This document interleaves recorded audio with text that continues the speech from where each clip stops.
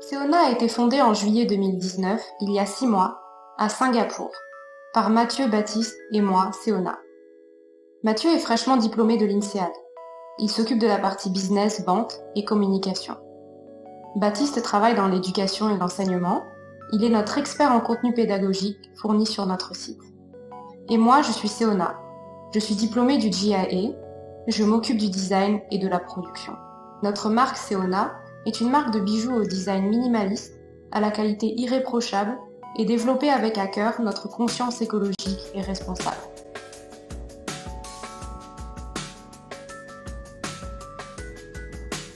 La création d'un bijou implique qu'on mine des métaux, des pierres pour les matières premières et qu'on fasse appel à des artisans pour la fabrication.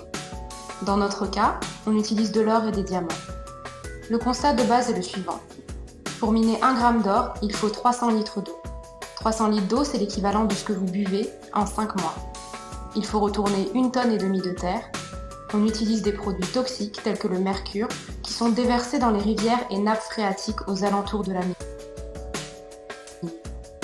Le stock mondial d'or s'élève à 192 000 tonnes. 47%, soit 90 240 tonnes, servent à la bijouterie.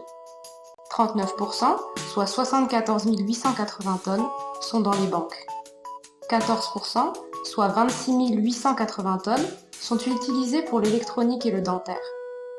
En 1850, on minait 100 tonnes d'or. En 2019, on en a miné 3300 tonnes. Notre conclusion est la suivante. On mine de plus en plus d'or et pourtant, on a assez d'or déjà extrait pour produire l'ensemble des bijoux de la planète pendant plus de 75 ans. Pour les diamants, même constat. Pour extraire 1 carat de diamant, un diamant de 6 mm, soit la taille d'un grain de maïs, 480 litres d'eau sont nécessaires. 480 litres d'eau, c'est ce que vous buvez en 8 mois. On creuse très profond et on retourne 2,6 tonnes de terre et de minéraux. 57 tonnes de CO2 sont émises. Et 57 tonnes, c'est l'équivalent de 13 allers-retours Paris-Singapour pour une personne. Belle photo, n'est-ce pas? Cette photo est une vue aérienne de la mine Diavik au Canada. Vous voyez ces 2 larges cratères? Ce n'est que la partie visible de l'iceberg. Il n'y a plus de diamants à miner dans ces cratères. En revanche, ils servent d'accès aux tunnels pour les opérations souterraines qui ont lieu jusqu'à 600 mètres de profondeur.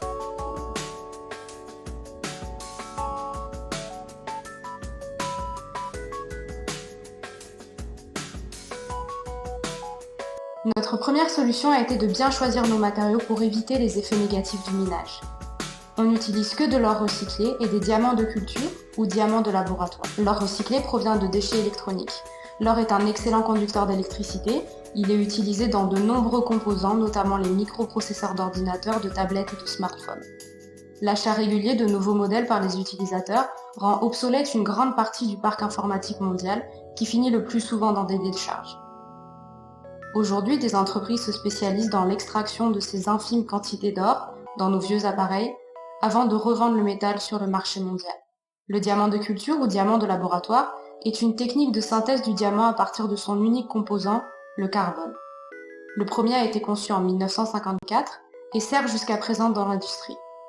Fabrication d'outils, semi-conducteurs ou encore imagerie médicale. La technique la plus répandue est appelée HPHT, haute pression, haute température.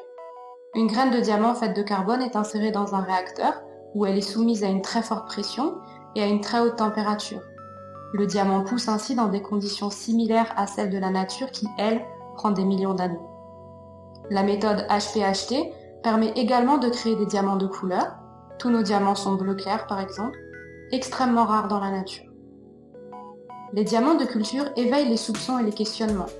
Pourtant, pendant l'été 2018, la Federal Trade Commission, qui régule les pratiques commerciales, a amendé son guide de la bijouterie pour enlever le mot naturel à la définition du diamant, précisant que ce n'est plus exact de définir un diamant par le mot naturel lorsqu'il est possible de créer un produit qui a essentiellement les mêmes propriétés optiques, physiques et chimiques qu'un diamant miné.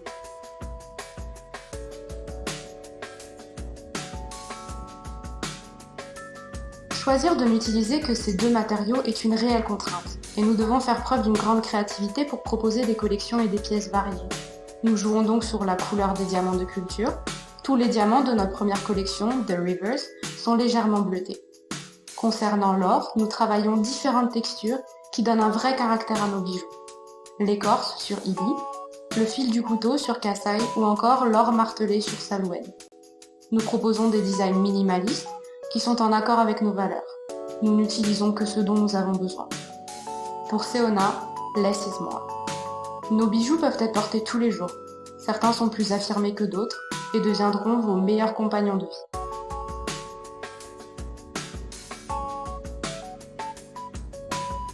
Pour The Rivers, nous nous sommes inspirés de la nature, notamment de la vitalité de l'eau et des paysages qu'elle traverse. Chaque pièce a le nom d'un cours d'eau qui raconte une histoire. Nous nous inspirons à la fois de paysages et de leur texture, ainsi que d'artistes dont le travail nous parle. Les miroirs de l'artiste iranienne Shirin Abedi-Mirad par exemple, ou les nuages voyageurs d'Alessandro Gottardo. Pour en savoir plus, visitez notre site et notre blog. Abonnez-vous à notre page Instagram ainsi qu'à notre newsletter. À très bientôt.